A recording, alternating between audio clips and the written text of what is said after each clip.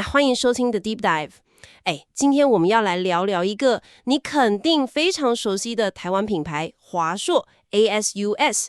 你可能每天都在用他们的笔电，或是听过他们的手机，像是 Zenfone， 甚至是那个电竞圈里赫赫有名的 ROG Phone。但就在今天2026年1月16日，我们收到了几篇关于华硕岁末晚会的新闻，揭露了一个堪称是剧情大反转的策略，就是说这家公司正以前所未有的力道，将重心全力转向人工智能，也就是 AI。所以我们今天的任务就是要一起来深入探讨这些最新消息，搞清楚这家科技巨头为什么做出这个看似很激进的决定，全力投入 AI， 这到底意味着什么？然后这背后又揭示了整个科技产业什么样的趋势？其实这不只是一次策略调整而已，我觉得这更像是科技界的弃船换剑。他们等于是在赌未来10年真正定义科技的大脑将不再是我们握在手上的这个小萤幕，而是远在云端由无数伺服器构成的 AI。所以他们选择直接去盖那个云端大脑的工厂，而不是继续制造那个功能越来越强但也越来越像终端机的手机。我觉得这是一个对未来价值所在的巨大赌注。等一下，弃船换剑，哇，你这个比喻很重诶。最让我震惊的消息是，华硕董事长施崇棠他亲口证实，2026年将暂停推出新的手机型号。这听起来风险非常高啊。ROG Phone 在电竞社群可是指标性的存在诶，有非常忠实的粉丝群。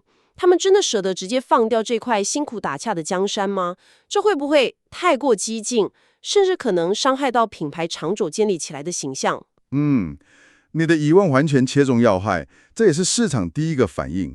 但如果我们深入去看施崇棠的说法，会发现这不是放弃，而是一次非常理性的资源适当挪移。他提出了一个世界观，他说未来的世界将会充斥各种大小的 artificial brains， 也就是无所不在的人工脑。在他看来，这正在产生一场史无前例的典范转移。所以问题的核心就不再是我们的手机能不能比对手多一颗镜头这种问题了，是不是？而是我们如何在这场人工脑的革命中占据最核心的位置。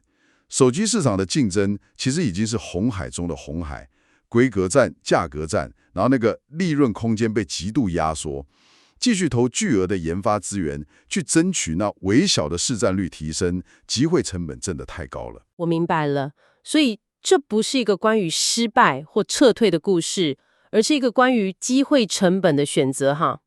他们认为把同样的资源、同样顶尖的工程师投入到 AI 领域，能创造出远比手机市场大上好几个数量级的价值。不过他们也强调会继续照顾现有的手机客户，提供软体更新和保固。这点对维持品牌信誉来说还是很重要的。非常重要。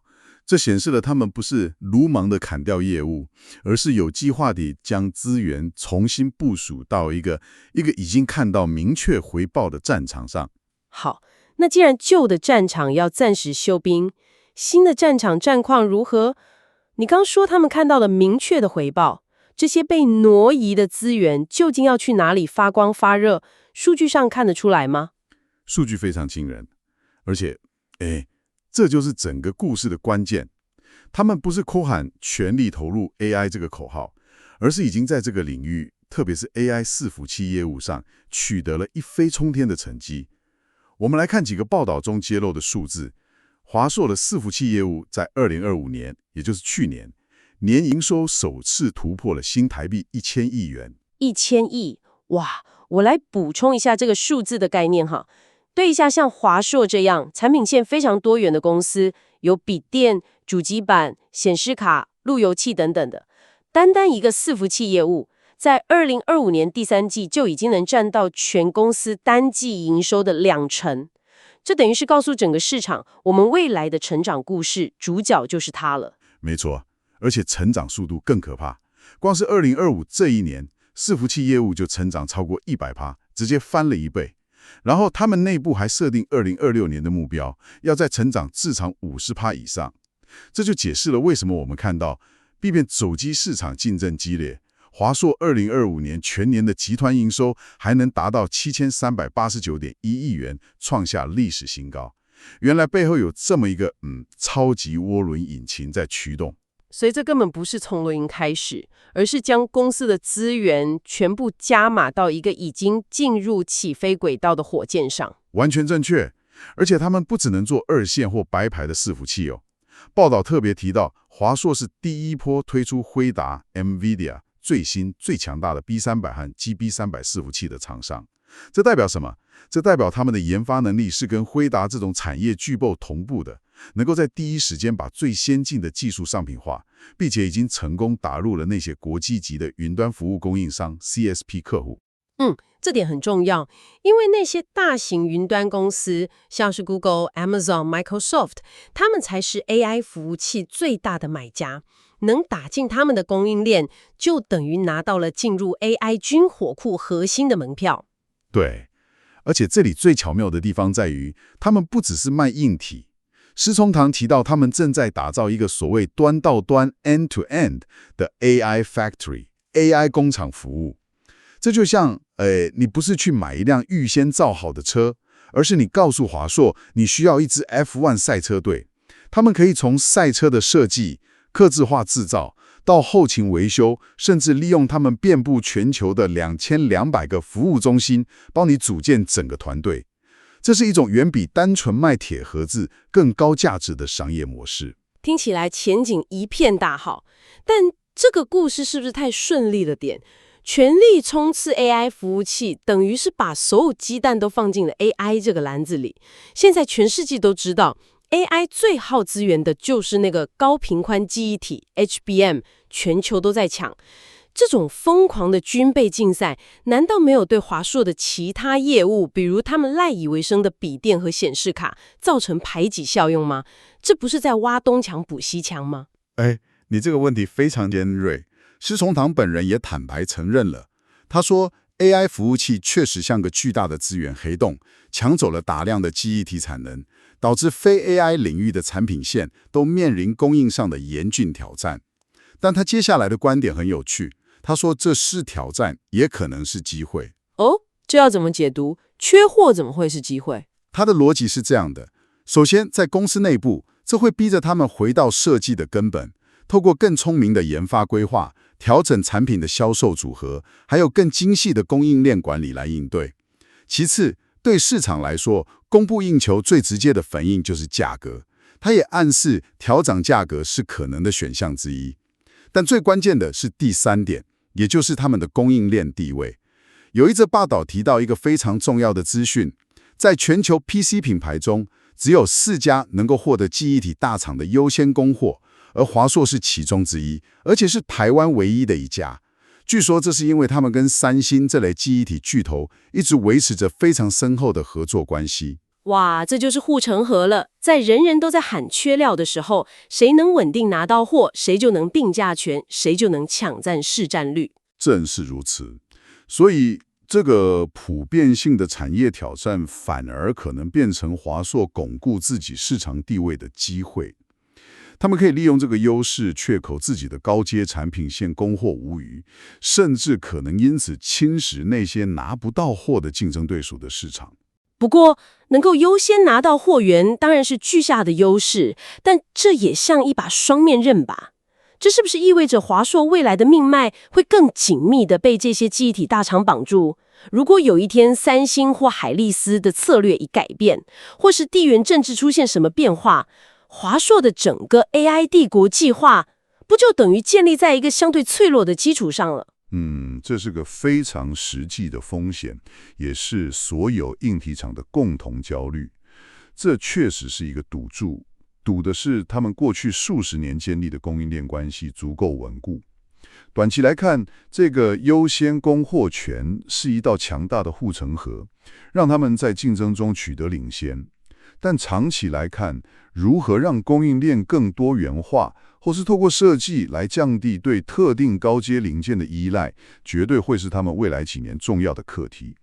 这场赌局他们目前占了上风，但牌桌上的变数还很多。好的，所以策略很清楚，数据也很惊人，挑战跟应对之道我们也讨论了。但这种规模的转变不可能只影响产品线和供应链，公司里面的人呢？我特别好奇，那些原本在做 Zenfone 和 ROG Phone 的顶尖工程师，他们要去哪里？这对他们来说冲击肯定很大吧？这部分是我认为整个策略中最漂亮的一步。报道指出，原本手机部门的人力资源并不是被裁撤或打散，而是整批转向一个叫做 Physical AI， 也就是实体 AI 的专案，像是机器人这类的应用。啊，这很聪明，等于是让他们过去在手机研发上累积的宝贵技术有了新的应用舞台。完全正确。这就像你花了好几年苦练篮球的运球和投篮，结果有一天篮球队解散了，但旁边的足球队教练跑过来跟你说：“太好了，你的脚步、敏捷性和身体协调性正好是我们需要的前锋。”人才完全没有浪费，只是换了个更能发光发热的赛场。你这么一说我就懂了。开发高阶手机需要什么技术？高效率的无线通讯，就是 RF 技术，顶级的相机影像处理，然后在极小的空间内塞进强大算力并解决散热问题的能力，还有复杂的软硬体整合。这些技术几乎可以无缝对接到开发机器人或其他的智慧物联网装置。没错，所以这不只是人员的安置，更是在为华硕的下一步棋布局。当云端的 AI 大脑越来越强大，下一步自然就是让 AI 走进实体世界，而机器人就是最佳载具。他们现在等于是提前培养一支军队，准备迎接下一个战场。那么，从一个科技巨头的转型拉回到我们每一个人身上，施崇棠在晚会上也对现在的年轻人或工作者提出了一些在 AI 时代的生存建议。这部分我觉得特别有启发性。他给的建议非常具体。首先，他劝大家不要只把 AI 当成一个更快的 Google 或是一个小助理，而是要积极锻炼与 AI 协作的能力。这代表你要学会如何问对问题，如何判断 AI 给你的答案，如何利用 AI 来激发你自己的创意。接着，他有一句金句，我觉得很值得我们深思。他说，会被 AI 取代的是工作流程，不是价值判断。能够创造价值的人绝对不会被取代。这句话很有力量，他直接把我们的焦虑从我的工作会不会消失，转移到一个更有建设性的问题上，我到底为我的工作创造了什么不可取代的价值？这是一个思考模式的转变，不是去保护那些重复性的任务，而是去强化自己做出困难决策和独特判断的能力。正是这种思维。最后，他特别强调了3种关键能力：第一是跨领域的理解能力，第二是系统思考的能力，第三是把抽象的技术变成能解决实际问题的解决方案的能力。但最有趣的是他后面补上的一句提醒：这3种能力 AI 本身也很强，所以人类必须要更强才行。这真是一个非常实在的提醒，甚至有点令人背脊发凉。这告诉我们，在 AI 时代，学习的标准被提高了。我们的目标不再是成为某个领域的资料库，因为我们比不过 AI。我们的目标是要成为一个能够整合不同领域知识、洞察复杂系统，并做出创新应用的价值创造者。好的，今天我们一起深入分析了华硕这次重大的策略转向。总结来说，这不是一次面对手机市场困境的仓促撤退，而是一场精心策划朝向未来高价值领域的全面进击。他们看到了 AI 伺服器市场的巨大潜力，并果断地将资源从相对成熟、竞争白热化的战场，转移到这个高成长的新赛道上。如果我们把这件事放到更大的格局来看，这背后有着非常亮眼的营收数据作为支撑，也展现了他们在应对全球供应链挑战时的策略弹性与深厚根基。但更重要的是，这家公司正在深刻思考，在 AI 这个典范转移的时代，如何重新定义自身的价值，以及它的人才需要具备什么样的核心能力才能胜出。这是一次从产品到组织思维的全面转型。最后留一个问题给你思考。华硕的这次转变，本质上是从一个我们每天都拿在手中、感受得到的实体装置，也就是手机，转向去打造那个在远端驱动云端人工脑的我们看不见的基础设施——伺服器。当一个你所熟悉的消费品牌逐渐深入到那个你看不见但可能更强大、更核心的领域时，你心里有什么感觉啊？这是否也意味着未来科技产业真正的权力中心和价值创造，正在从我们的眼前静悄悄地转移到云端的深处？